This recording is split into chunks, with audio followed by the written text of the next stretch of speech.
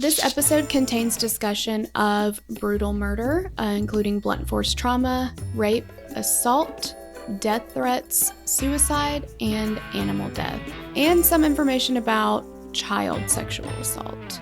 Listener discretion is advised. In March of 1960, Frances Murphy, Lillian Oetting, and Mildred Lindquist set off for a girls' trip at Starved Rock State Park in LaSalle County, Illinois. Just days later, the three women were found in a cave bludgeoned to death with their wrists bound. After months of investigation and a signed confession, Chester Weger was sentenced to life in prison for the murder of the three women. After 60 years in prison, Weger still maintains his innocence and is fighting to clear his name. All right, you guys, so this is a case that is for some solved, some unsolved. Okay. So yeah. I hate it. Exactly. So we'll be interested to see where you fall, on the spectrum after you hear everything. Now, remember, there is a lot of information out here about this case, but it happened in the 60s. So we don't have as much as we would have maybe now. But our job is to bring everything from out and put it into one cohesive story. And then you decide what you think about it. Well, and also, I just wanted to add to that this is for some kind of the bird's eye view of the case. We could spend an entire series on this case, but I don't have time for that. She's right. Mm-hmm. Yep. So not what we do here. Right. But there are other avenues if you do want a more extensive look at the case. So yeah, there is a docuseries on HBO called The Murders at Starved Rock. That's not necessarily a linear, cohesive story either, because it's very all over the place. Mm-hmm. There's a lot of, moving around, I feel like jumping around in it. And a lot of like what they do on the news with like, let's ask the people on the street, they're like, what do you think? Do you think he's innocent or guilty? And it'll just be people who lived in the area and like, well, I think he's guilty. Or I think he's innocent. And they're not country like us, but like, I don't know. So that's definitely there. The current defense attorney in the case, Andy Hale, has a multi-part podcast called The Starved Rock Murders with Andy Hale. And, that's something you can look at. There's news articles, there's YouTube videos, there's all kinds of stuff. So, yes, absolutely.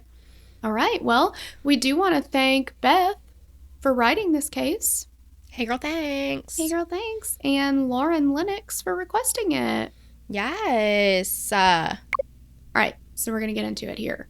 All right. Starved Rock State Park is located along the Illinois River in LaSalle County, Illinois. It was made Illinois' second state park in 1911. The park has 18 canyons with more than 13 miles of trails with access to waterfalls, sandstone overhangs, and overlooks. Okay, Starved Rock got its name in a pretty morbid way. I would say so. According to a Native American legend dating back to the 1760s. So, Chief Pontiac of the Ottawa tribe had been killed by a Peoria brave while attending a tribal council in southern Illinois. And the Peoria were a sub-tribe of the Illinois Confederation. The legend says that during one of the battles that took place to avenge the chief's death, a band of the Illinois tribe was under attack by a band of the Potawatomi? Yes. Okay. Allies of the Ottawa, and took refuge at the top of a 125-foot sandstone butte. The Illinois people had very little food with them. They could only get water by lowering baskets tied to vines into the Illinois River, which was 130 feet below where they were. So the Potawatomi people stayed at the foot of the rock and they camped in formation. And by doing so, the members of the Illinois tribe were unable to retrieve food. And so they slowly starved to death. And so they called it Starved Rock. It's kind of awful. That's sad. really awful. It is sad. I mean, It's like, remember when we starved all those people? Yeah. Let's name something after it. Now, we're going to call this Starved Rock. Yeah. I mean, it makes sense, but I don't know. It's just kind of like, man, that's a sad story. Yeah. Yikes. Yeah. But it's apparently a very beautiful area. It's, oh my gosh. I mean, the footage that I've seen of it, it is gorgeous. Yeah. I mean, it looks like a place like you'd definitely like want to go visit. All right. So we're going to talk about the victims. And here's something that I think about this case. We've talked about it before. They get completely lost in this. Completely. I don't know. I'm sure at the time in the 60s or 1960 when this happened, they were at the forefront of everything. But now, and even 20, 40 years ago, lost, completely lost. And that is just so sad to me. So it should be sad to everybody. Yes. Yeah. Frances, who went by Frankie Murphy, was born on July 12, 1912 in Illinois to John and Josephine Caddy. She married Robert Ward Murphy on January 16, 1937 in Moline, Illinois, and they had 4 children. Her husband was the vice president and general counsel for the Borg Warner Company. Lillian Oetting was born on September 7, 1909 in Northern Ireland and married George Oetting of Illinois. George was an official at the Illinois Bell Telephone Company, and the couple had 3 children. Mildred Monica Emma Schubert Lindquist. That is a name. She was born on September 10th, 1906, and she was married to Robert Lindquist, who was the vice president of Chicago's Harris Trust and Savings Bank. The couple had 2 children, and all 3 couples lived in a Chicago suburb. Frances, Lillian, and Mildred were all members and community leaders of Riverside's Presbyterian Church, and after church on Sunday, March 13th, 1960, the 3 women decided to take a 3-day winter trip together. They were having a little girls' trip, and they made sure to go grocery shopping for their families that day, and Lillian was especially excited for the trip because she had been nursing her husband back to health for quite some time after a heart attack. So she was going to get away. They were just going to enjoy the weekend. Absolutely. Get a little break. So the 3 women headed out in Frankie's Ford station wagon to begin the 2-hour drive to Starved Rock. And like you said, they were looking forward to a really peaceful girls' trip. I mean, and that's like, it just, I don't know, kind of hits you. It's like, how many times do you just like, you know, you're looking forward to like a little weekend trip or, you know, a night away or whatever. Mm-hmm. Gosh, it's terrifying.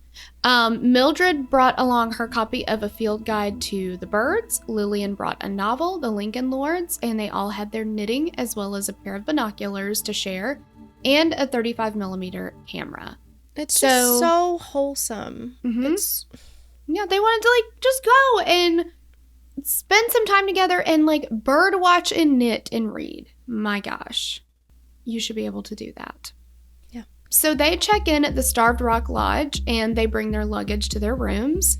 They had 2 adjoining rooms with Lillian staying in room 109 and Mildred and Frankie in room 110. They freshened up after their drive. They headed to the lodge's dining room for lunch. And then after lunch, they headed out for a 1.2-mile walk into the St. Louis Canyon, which is one of the park's main attractions. Lillian's husband, George, had been expecting a phone call from his wife that night as she had promised to call and check on him, but he never gets a call from her. So finally, George calls the lodge, trying to reach her through the switchboard operator, but there's no answer from the room either. He tried calling again on Tuesday, but again, he could not get a hold of her. After several attempts to get in touch with Lillian, George called Frances's husband, Robert. Robert couldn't get in touch with his wife either, so he calls Robert Lindquist to see if he had any success in reaching his wife, Mildred. Now, obviously, none of them have been able to get in touch with their wives. After the attempts to call their wives, they end up calling the police. So the women's rooms were checked, and it was found that none of their bags had been unpacked. We're a couple days in now, and they've not unpacked their bags. There had been a snowstorm on Tuesday, and Frankie's car had no signs of any snow being cleared off or of being driven. On Wednesday morning, a search party was formed at the park, and just a few hours into the search, the women's bodies were found bloodied and beaten inside a cave in St. Louis Canyon. All 3 women had been severely beaten in the head and were placed in the cave with their skirts pulled up around their necks, their legs spread apart, and their undergarments removed. Frances and Lillian's wrists were both tied with twine. The Illinois State Police quickly took over the case, and the Illinois State's attorney, Harland Warren, was called to the scene. In an interview, Warren said that at the time, he had no education in solving crimes. But he solved this one. Yeah. Why was he called? He's the attorney.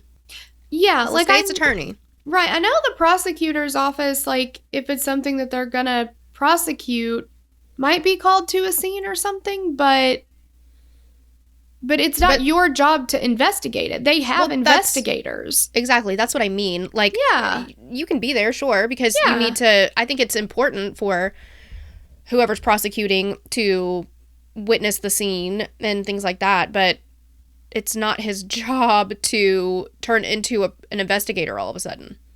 No. And he's very, like, if you watch the HBO thing... He was, R.I.P. Was very. He was pretty old by the time that documentary was made. And when he would recall things about this case, he'd be like, and we walked in, and I looked around, and I remember... like, he kept his eyes closed the whole time he talked. It was like...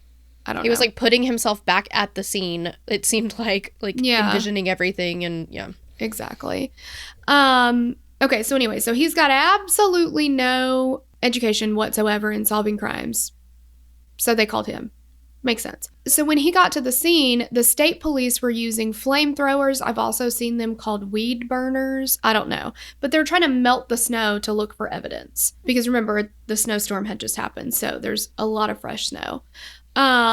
Warren was also looking for evidence at the scene, and he found a tree limb that was approximately 3 feet long, 4 inches thick, and it was determined to be the murder weapon. The binoculars that the women brought were also believed to have been used as a weapon. The police also found the camera that they brought, and when they developed the photos, they saw what they believed to be a man lurking in the background of the photos. Except that. Later, they figured out that it was a double negative, and so it just was big fat fucking nothing. How frustrating. But they still use this as something that, like, look at this dirty lurker. And then they're like, but I mean, not. I mean, like, maybe not. Maybe we don't know. How are we supposed to know? You know? Investigators saw no apparent motive for robbery at the scene. The women still had their watches on, their jewelry. Like, if robbery was a motive... What is motory? Like, a motive for robbery? Is that what you were... Yes, I think so. Yeah. But it didn't seem like that ended up happening. It didn't come to fruition, whatever, if that was the motive. An autopsy concluded that the women were not sexually assaulted and that they had died from skull fractures and brain damage from the severe beating. The estimated time of death was 2:30 or 3 p.m. Goodness. It's just so sad, too, because literally all they did, they got to the Starved Rock Lodge, they had lunch, and then they were murdered. Oh my gosh. Like, I don't know. See why I'm scared to go anywhere? Okay, let's not I can't even trust lunch now. Well, you should never be able to trust lunch. I certainly don't trust hiking. Oh, Lord, no. Absolutely not. It's too dangerous.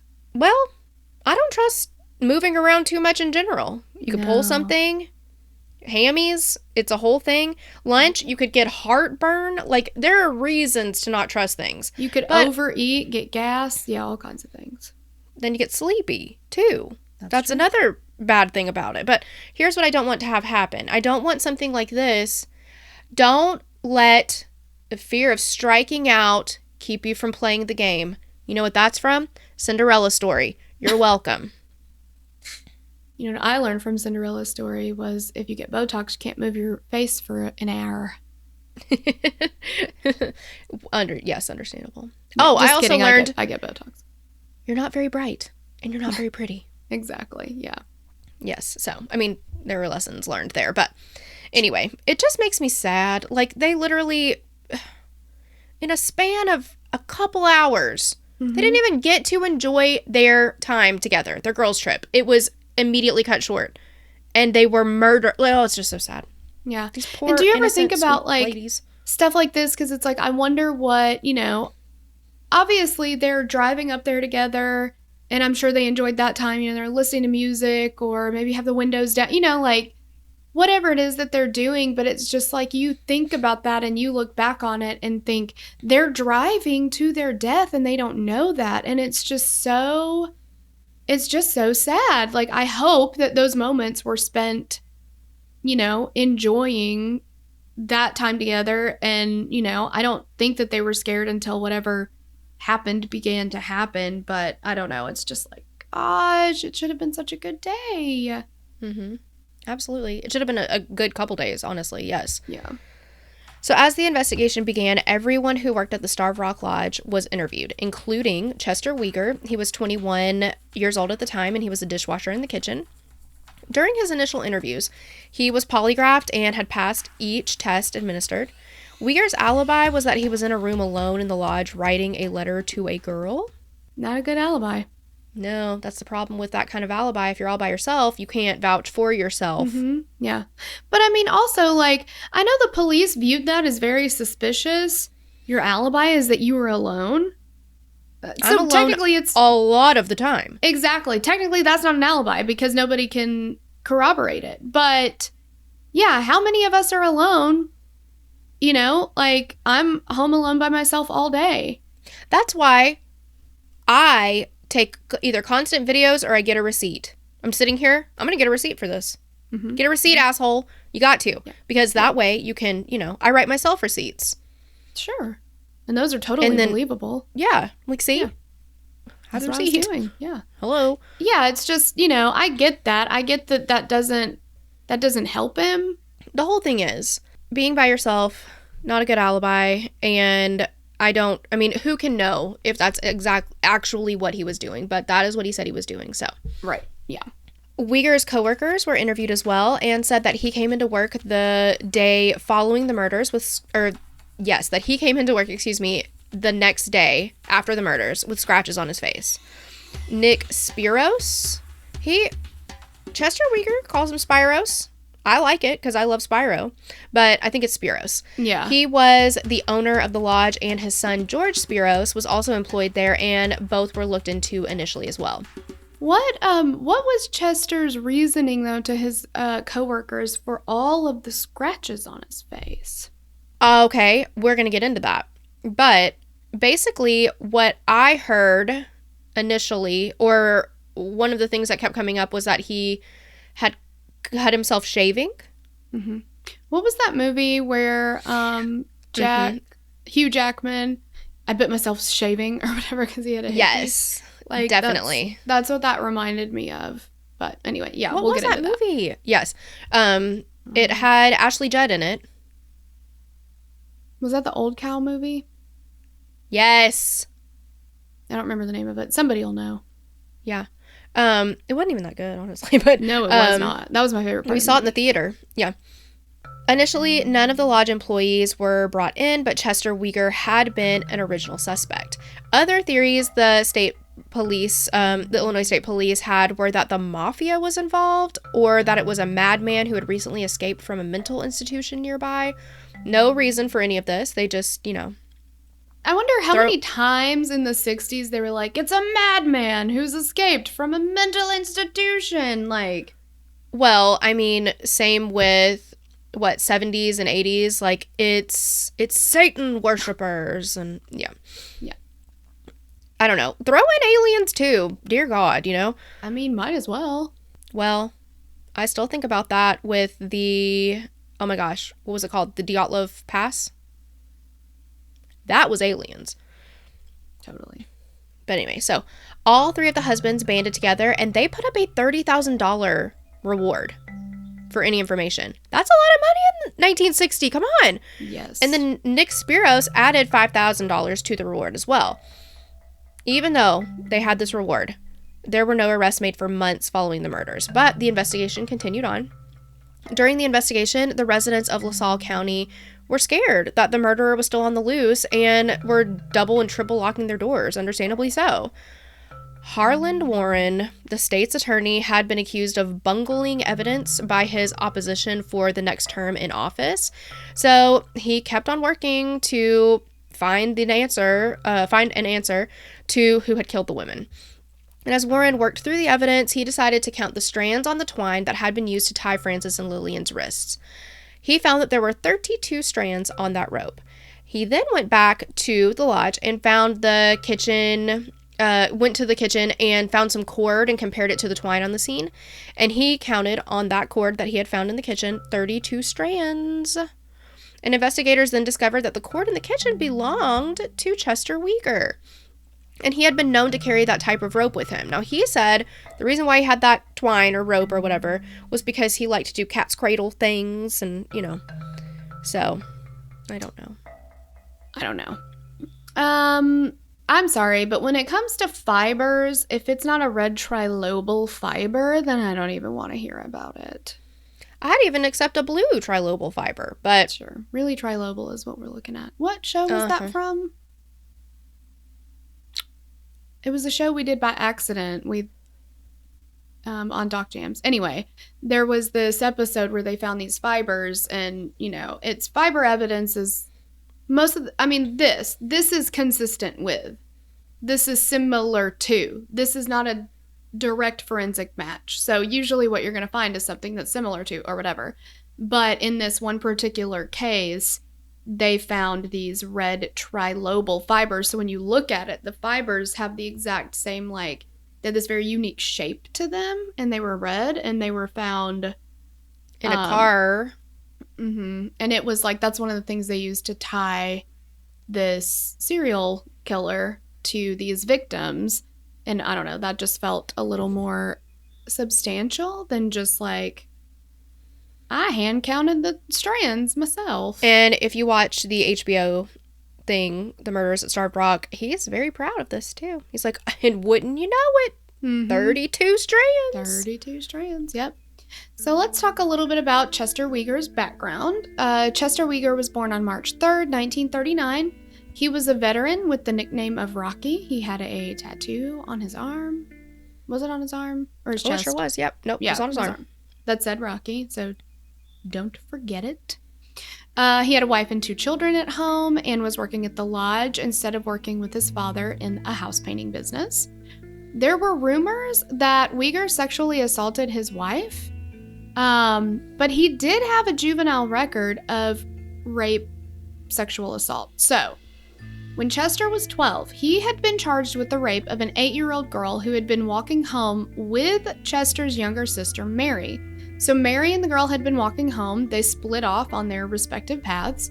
And according to Weger, he found the girl after she'd been raped, and he helped her get dressed, and then he carried her home.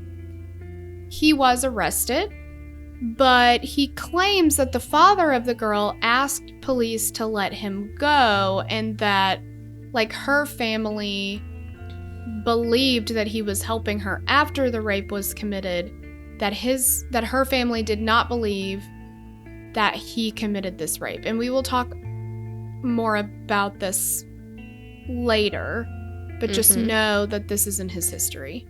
Keep that right in your melons there. Yeah. So after Harlan Warren discovered the matching twine in the kitchen at the lodge, Deputy William Dummett, this fucking guy, he drove Chester to Chicago for questioning and another polygraph test, which is very interesting because he's already passed 4 of them, I think 3 or 4 tests, and for whatever reason they decided we're going to give him one more. It feels like they obviously want a specific outcome, so they're just going to keep on testing until they get that outcome. Yes. And when you know it, this is the one.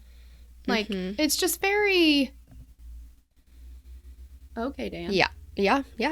So Chester agreed to go to Chicago, but he said that he wasn't going to take the polygraph without a lawyer present. Or a lawyer president. Which is your right.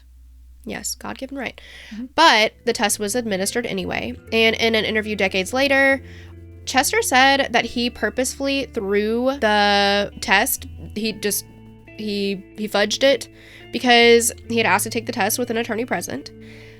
Bold move, Cotton. Let's see if it pays off. Like, yeah. So Weger was interrogated by both Deputy Dummett and Deputy Wayne Hess, and after failing the test, Deputy Dummett attempted to persuade Weger to confess to the murders, but Weger maintained his innocence. On the drive back from Chicago, Deputy Dummett allegedly repeatedly threatened Weger that if he didn't sign a confession, that he would be sentenced to the electric chair. And Weger says that Dummett told him that he was going to, quote, ride the Thunderbolt, and threatened him the entire drive back from Chicago. Weger also claims that he was beaten by Deputy Utzi, who says that he was also there during the interrogation. So he says, then this is not confirmed or denied, this is just what Weger has said. Yeah, this is according to Weger.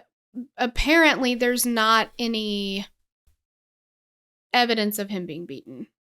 Right. After the interrogation in September, the state police assigned a team of troopers to do surveillance on Chester, and he was being followed by the police. He was under constant surveillance for a month. On November 16th, 1960, Chester Weger was picked up by LaSalle County authorities to again be questioned. He maintained his innocence throughout the entire interrogation. After several hours of the interrogation and alleged threats, Weger confessed to the murders of Frances Murphy, Lillian Oetting, and Mildred Lindquist.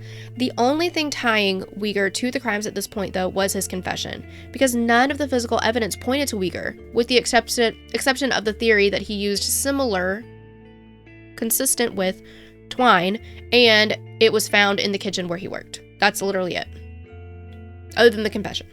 Yeah. So the day after Chester Weger signed the confession, he recanted, and he claimed that the police had threatened his life and his confession was coerced. And he also stated that there was not a lawyer present when he signed the confession, and he felt like signing it was the only way to save his life. Okay, so just keep all that in mind. Now, in 1959, a robbery and rape had occurred at Matheson Park. I'm sure I'm saying that wrong, which is located next to Starved Rock State Park. Matheson Park is also located close to Weger's home. So one night, a young girl and her boyfriend were walking through the park when a man pulled out a rifle. He made the girl tie her boyfriend's hands with twine. He then raped the young woman, and she said that the whole time he's doing this, he's rolling a bullet in his mouth. Weger was put in a lineup. Both the girl and her boyfriend ID'd him as the person who'd attacked him. Now, hang on a second. Do you want to talk about that lineup? I would love to talk about that lineup. Also, they didn't take them seriously at first and didn't believe them at all. So the lineup didn't occur until during this investigation, right? Yeah. So as far as I know. Yeah, at first they don't believe this happened. They're like, you're making it up or whatever. Did not take it seriously at all. Now Chester Weger has been arrested for this murder, this triple murder. Now they do a lineup. And so Chester is, how old is he at this point? 21? Yeah, very young guy. So there's Chester Weger, 21 years old, young guy. No facial hair. He looked, some people compared him to like James Dean. Yeah. Okay, so then the other people they put in the lineup are men in their 40s, 50s, 60s. Some of them have mustaches or beards. He's the only one even remotely close to his age range. That's not a good lineup, guys, because they told them that the guy was young and, whatever. So they're like, we'll bring one guy that matches the description, and then we'll bring 5 other guys who look nothing like it. And the point of a lineup is to get people that look similar. It's much harder to ID somebody. Well, yeah, it's like putting him in a lineup with 2 dogs, a chicken, and a goat. And it's like, which guy did it? Mm-hmm.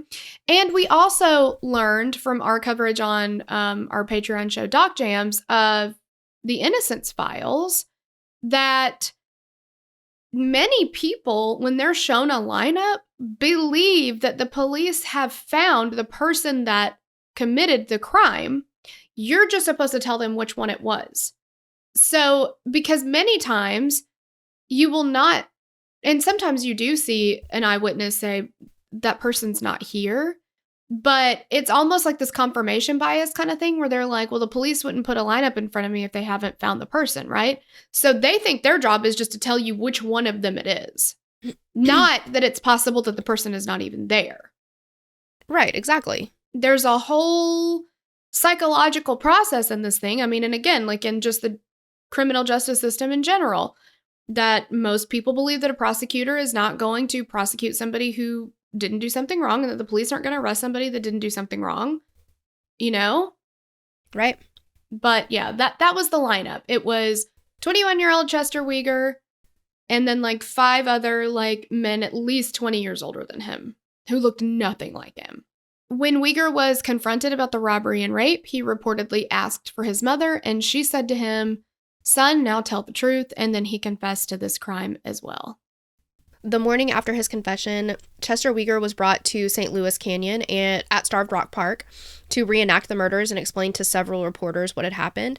He told the reporters that he went to grab the purse of one of the ladies, but he realized that it was not a purse, it was a camera. And he said that Mrs. Murphy hit him with the binoculars, so he grabbed the frozen branch he saw and began beating the women with it. And he said that he took their clothes off to make it appear that it was a rape, but his motive was actually robbery. So Chester's trial began in February of 1961. At the trial, the jury heard Weger's confession and were presented with the evidence found at the scene. Now, even now, if a jury hears that somebody confessed, I mean, that's really, most people are gonna, I don't know, a lot of people will be like, well, then what else do we need to do here? It's all it takes, yeah. Yeah. But in 1961, he confessed to it?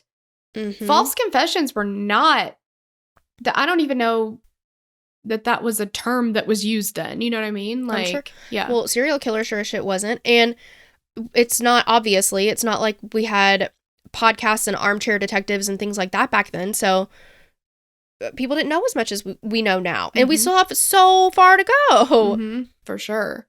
But you know, a jury hears this confession. I mean, come on. In his confession, though, Weger stated that he'd heard and seen a red and white airplane flying over the park, and that's why he moved the bodies into the cave.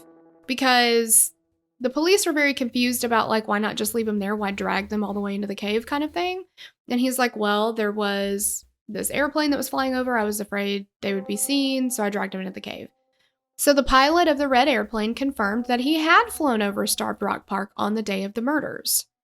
Chester's suede jacket was also entered into evidence and discussed at the trial. It had been found that there was blood spatter on his jacket, and it was said to be human blood. Weger's co-worker stated in their interviews that, remember, he'd come in to work the day after the murders. He had scratches all over his face. They described it as it looked like he'd been in a fight. And he tells them, I cut myself shaving. Which doesn't really... Now, I've not seen pictures of these scratches. I don't know that anybody has photos of them. It's just coworkers said that they saw it. But they certainly were not consistent with shaving.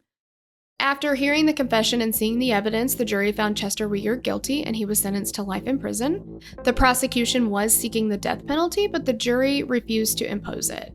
The signed confession was what led the jury to find Weger guilty, but they just couldn't justify the death penalty based on the evidence. And that's like basically saying that like the confession is what really sealed the deal for them, but there wasn't any other evidence at all to tie him to the case.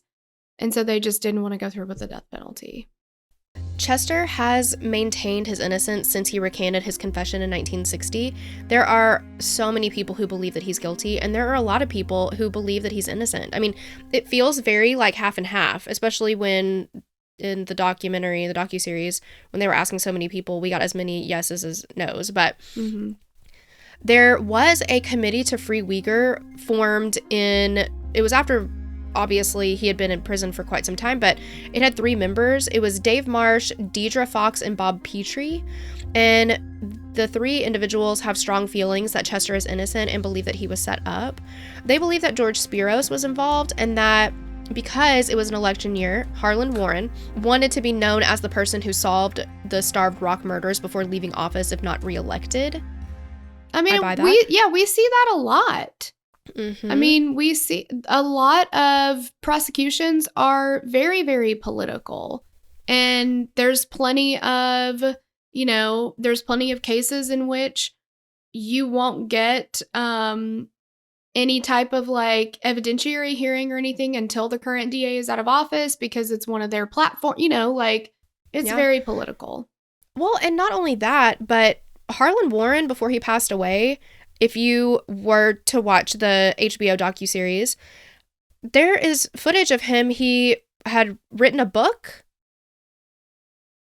or I think he had written a book, but he was going around to these like guest speaking engagements, and he was so proud to be like, I'm the guy. Mm-hmm. I solved it. I also read that he and another detective split the $35,000 reward.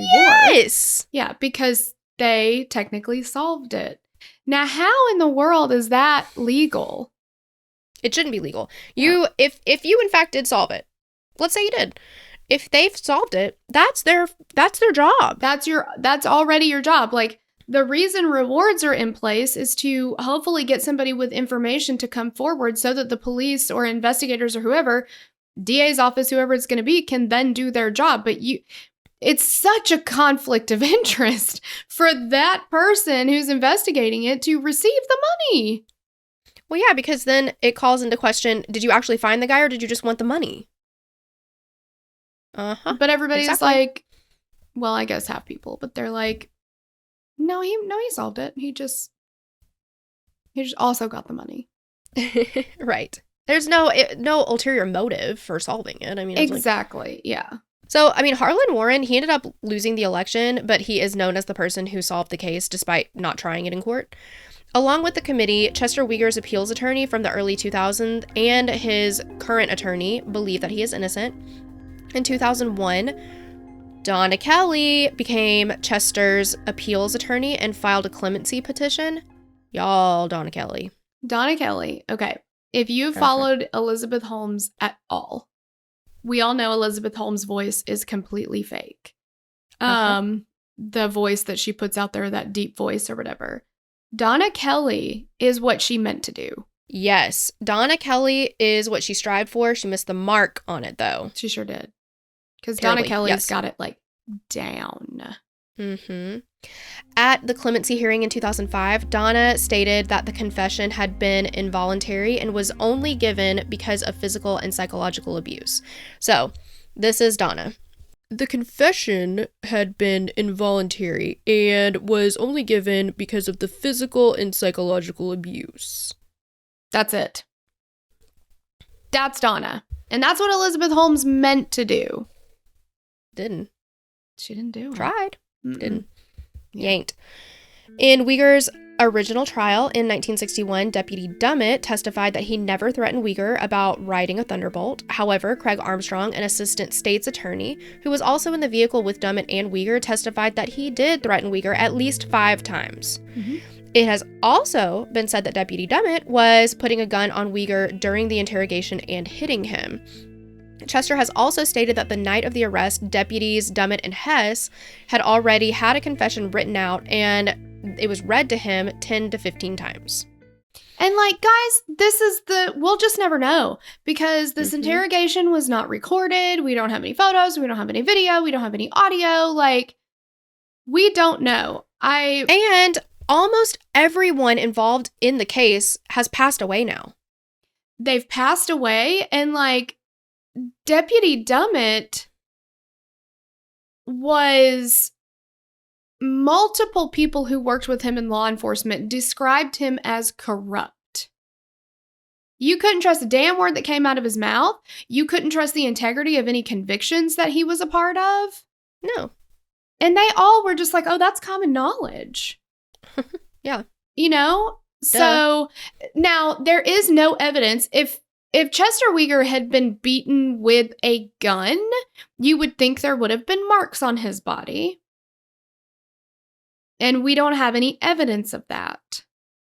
And he didn't really say that until much, much later. Mm-hmm. So his credibility is called into question too.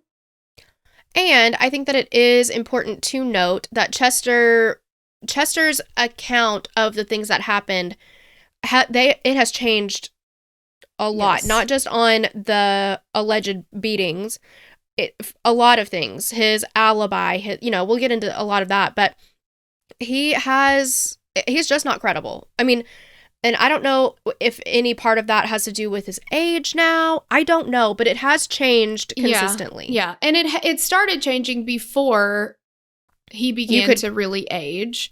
Yeah. But now definitely, I mean, and I don't know. I feel like if you're going to go and talk to him, now and ask him about that day and he gets details wrong, like, of course he does. I don't know. Well, and he's been in prison his 60 entire years life. Ago. Yeah. Yes. Yeah. So there's a lot of things that can happen, obviously, to everything, but your mental state as well.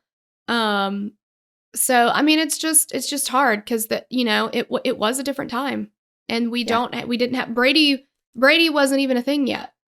Like, right. Yeah, absolutely. So another argument for Weger's innocence is that the physical evidence does not match his confession. So there were 2 different hair samples found at the crime scene, which suggests 2 killers. In the confession, Weger said that the motive was robbery, but nothing, like Terrell said, nothing was taken. The jewelry, watches, nothing. The red airplane that was seen flying over the park the day of the murders is another point of contention.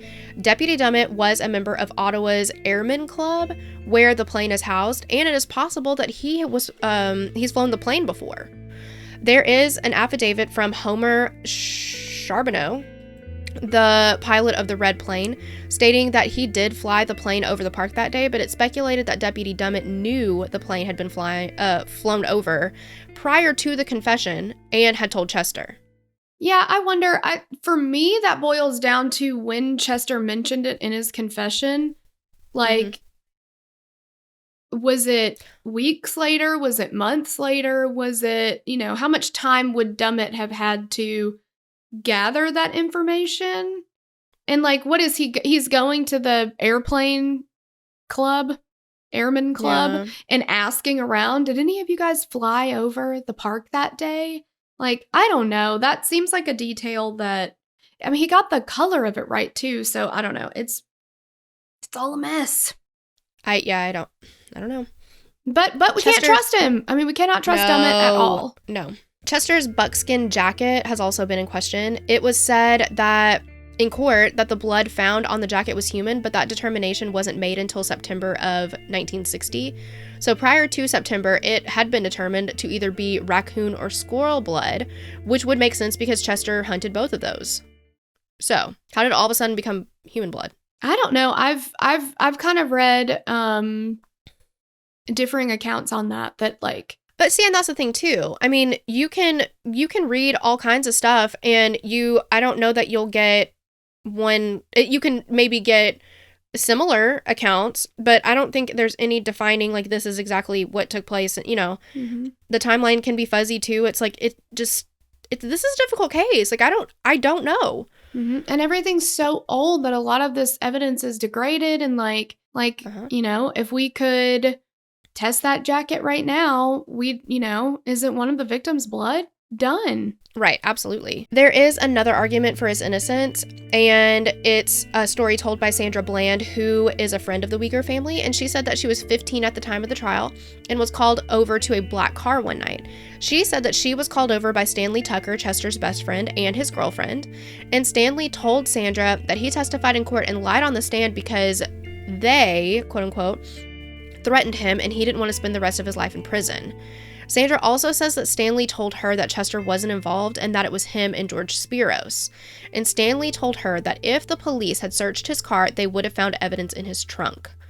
Donna Kelly, the appeals attorney with the voice, believes that 2 people were involved in the murder, one of them being Stanley Tucker and the other being George Spiros. And Donna gave these names to the state's attorney, and just days later, George Spiros was dead. By this time, Stanley Tucker had already passed, and on May 2nd, 2005, George Spiros left groceries on his doorstep. He goes into his house and he killed himself and his dog. I just can't. He was found naked from the waist down after grocery shopping for the week. That's interesting timing. Yes. George Spiros had told the police in an interview that he had seen Chester Weger and Stanley Tucker talking to the women at the park the day of the murders, but Chester's mom was the maid for the Spiros family and had bloody clothes in George's closet and told the police about it. And by the time the police went to look at it, the clothes are gone. Another thing that people believe points to George Spiros was that he was sent to Greece just months after the murders. Another theory about the murders is that Smokey Rona was one of the killers. Alice Rona, Smokey's sister, said that he was one of the killers, and former state's attorney Brian Town said that Smokey Rona was responsible for bad things that happened in the town. It's been estimated that he killed 13 people. According to Alice, the women's husbands were behind it, and Smokey got $25,000 for the murder. That's far-fetched to me. Far-fetched. This is 1960. These men have already put $30,000 together between the three of them. Let's just say that it's evenly split, so $10,000 each. And now they've got to come up with another $25,000. Like, that's $55,000 in 1960. And if that would have bought you like at least one house, but probably two in a car. Yeah, if they had been behind the murders, if they had hired a hitman to kill their wives, why in the world would they give the detectives $30,000 to solve the case? Like, why would you put more money into it? Like, absolutely, yeah. I mean, I don't buy it. That's 100% sure. Yeah. A couple things to note, though. So, Bill Dummett, Deputy Dumbass, took the log the three women were brutally beaten and killed with, and he put it on his mantle as a trophy. That's heinous. Mm-hmm. That's inappropriate. It's heinous. It's disgusting. It's insensitive. Mm-hmm. The weapon that these women were brutally murdered with, and you have it on your mantle? And another thing, which we talked about a little bit earlier, but Harlan Warren, Bill Dummett, so Harlan Warren, Bill Dummett, and Wayne Hess, they all split the reward money. Conflict of interest. 2 deputies and a state's attorney? I don't think so. There are also things that point to Chester being guilty, though. So in Chester's original interview, what was used in court was that he was in the break room alone writing a letter to a girl, remember? In 2003, at the clemency hearing, his alibi changed. Now, he says, now being 2003, says that he was in Oglesby with Stanley Tucker and he'd got a haircut at Ben Franklin's barbershop. And then after the haircut, he went to work. There is a signed affidavit by Ben Franklin stating, not the founding father. I was going to say, he knows Ben Franklin? I know. It's pretty incredible. They like fly kites together and stuff. They wear spectacles together. Exactly. But Mr. Franklin signed an affidavit saying that Weger was at the barbershop that day. And Weger says that his trial attorney in 1961, John McNamara, called him to the stand and he had memory failure, so he changed his story. If you were getting a haircut that day, I don't think you'd forget that when your life is on the line. No, I don't think so. I mean, yeah, I don't know. And remember earlier, we also talked about the rape of the 8-year-old girl. And Chester had said that he didn't do it, but he'd helped her get dressed and he'd walked her home. What actually happened, according to a report, is that Chester had grabbed her and raped her. There was a sign of penetration and there was blood. And Chester had blood on him, okay? So Chester's parents noticed that he had blood all over his pants when he got home.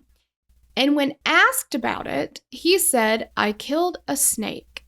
And then the police questioned him and then he confessed. But if you had, in fact, say she did bleed from this trauma and you picked her up and carried her and for whatever reason her blood got on you, wouldn't you say that? Wouldn't you say she was bleeding when I picked her up and that's why I have blood on me? But instead he says, "I killed a snake."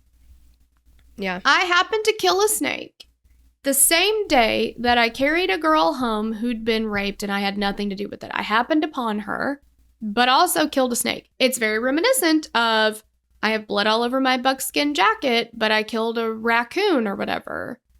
Mm-hmm. I have scratches all over my face, but that was I cut myself shaving. Like, yeah, he seems to explain away a lot of stuff that would, the explanations could have been explained better or something. You know what I mean? Like, it's a lot. I just feel like there are not that many coincidences Right. Like, is it possible that because we kind of really don't know whether or not the blood on the buckskin jacket is human or not. There are conflicting reports. You will see both things, written, printed, reported, whatever. Sure. But, you know, like you said, how many coincidences are we going to have? Like, what are the odds that when he was 8 or when he was 12, that an attack happened and he had nothing to do with it, killed a snake the same day, and the snake got blood on him? And he was right there after it happened. And then 15 years later or whatever, not even, these 3 women are killed, and he uses the kind of same explanation to explain this blood away. Oh, it's animal blood. And this other attack has happened, and he was in the area. We don't know that he was in the park necessarily, but he's certainly in the area. He worked at the lodge. That they were at just before that. Right. And he's got scratches all over his face. Right.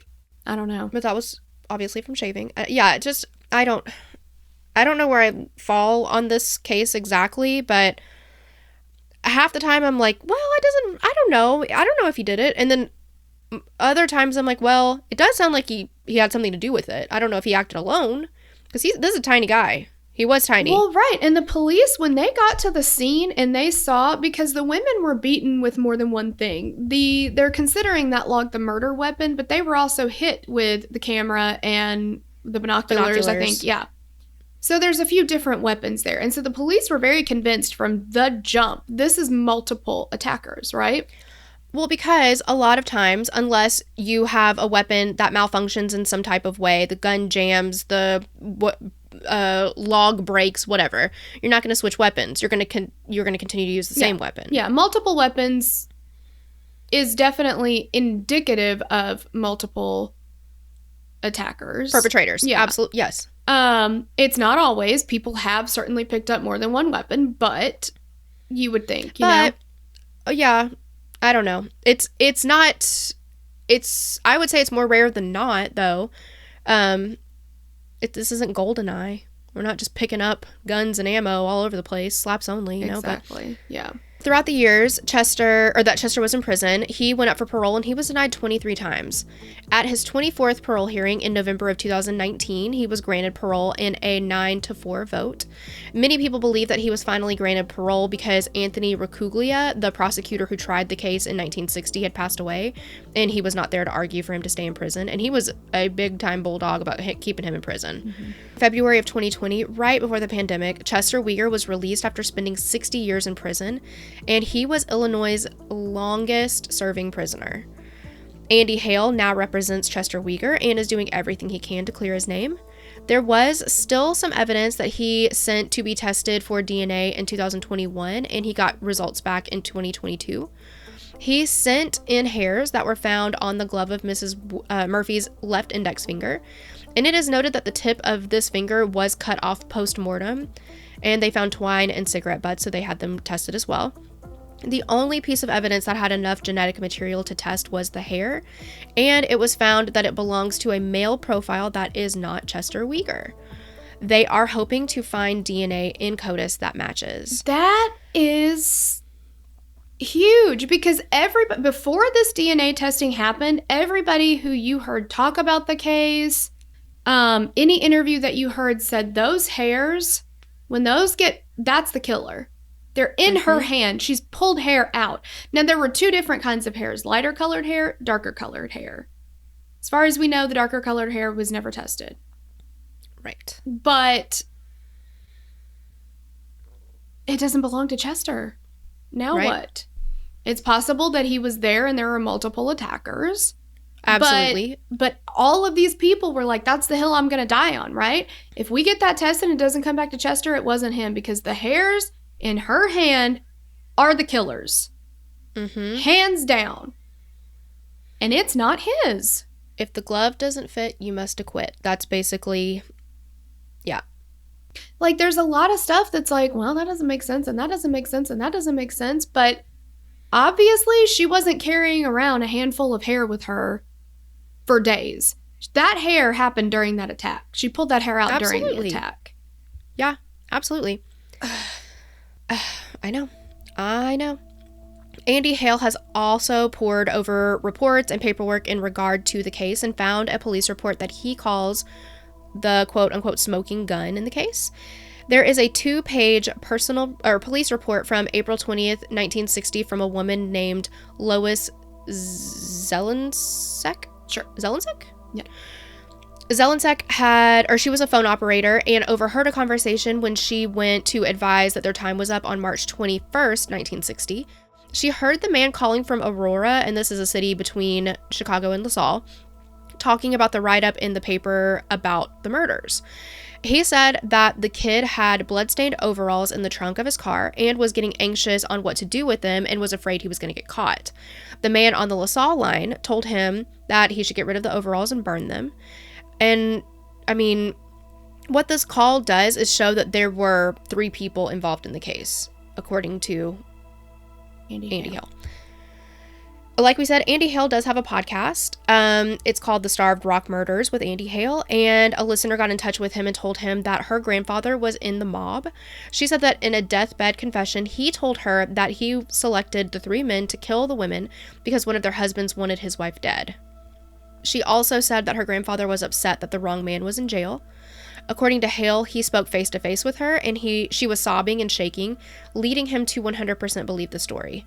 There is also a man who was friends with Smokey Rona that said Smokey told him that the murders were a mob hit. I mean, how rich were these husbands, though? That's a lot of money to put up. How do you know that you're going to put up that money and that the investigators are going to fuck the whole case up? You don't know that. What if they solve it? And what if it leads back to you? That just doesn't make any sense to me. Yeah, I don't know. I mean, it would be a risky move to make if it indeed happened. I don't know if I believe that, though. I just don't. And also, like, these women's husbands, unless there's evidence to support that they had them killed, that is re-victimizing somebody. Mm-hmm. You know, to say something like that. And I know in the documentary, people were like, well, the guy that they said did it, he married his secretary or something, or this woman that he'd started dating only 6 weeks later, and that's proof. And then you find out that it was a typo in a report that they read, and it was like 3 years later or something, or 5 years later. Yeah, it's just like, guys. So not only do they have to go through grieving and losing their spouses, but now potentially have to fight for their innocence. Yeah. It's having their wives killed. Yeah. Yes, absolutely. And try to prove to everyone and not have their character assassinated. Like, it's, I don't know. If you're going to have your wife killed, wouldn't you have her killed, like, when you know she's going to be at home by herself, not out with 3 women or out with 2 other women? Like, and you're just like, kill all 3 of them. I don't care. Like, you got to be pretty evil to be like, well, they're collateral damage. Too bad. So sad. Yeah, absolutely. I don't know. In October of 2022, Andy Hale submitted all of their evidence to the state's attorney with the request that Chester Weger's conviction be vacated. In December of 2022, they declined to vacate due to the evidence being considered hearsay and unverified. They also said that there was not enough evidence to vacate the conviction. Andy Hale is continuing to work on the case and has no intentions of giving up. He has filed a petition in court for post-conviction relief in Illinois. When it goes to court, they are planning on submitting the same evidence as before, along with expert witnesses and forensic evidence. And once it goes to court, the state's attorney will have the chance to oppose, and a judge will ultimately decide. And Beth is on it. She has subscribed to the newsletter, so we can give an update whenever that happens. Yeah. And of course, I mean, there is a lot more on this case. We have mentioned it before. We're going to say it again. There's so much on this case. So if you do want more than what we've been able to provide you with the time given, there is the podcast that Andy Hale does. There's the docu-series on HBO. There's a lot of things that you can go through if you need to. And of course, we'll have all the sources linked below. So absolutely. Well, we're really interested to see what you guys think. Do you think he's innocent? Do you think he's guilty based on the evidence? I mean, the hair not matching him is significant. So I give that obviously 100% more weight than other people being like, I heard it was this person. Twine! Oh, yeah. Okay. Oh, yeah. So, I don't know. But we're interested to see what you guys think about it. And, let us know. Yeah, absolutely. Thank you guys so much for watching. If you're watching and listening, if you're listening, we love you, and we will catch you on the next episode. Bye. Bye.